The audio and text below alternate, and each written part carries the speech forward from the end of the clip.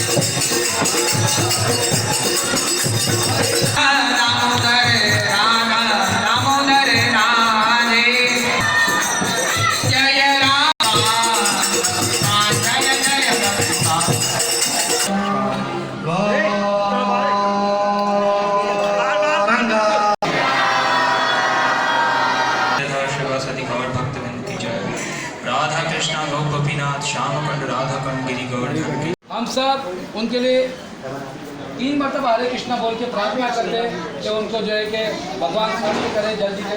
हरे कृष्णा कृष्णा कृष्णा हरे हरे कृष्णा इधर बैठो।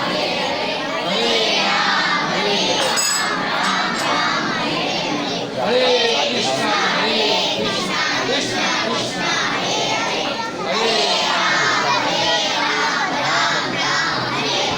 कृष्ण भगवान की महाप्रभु की जय श्री भक्तिपाद जय श्री प्रभुपाद।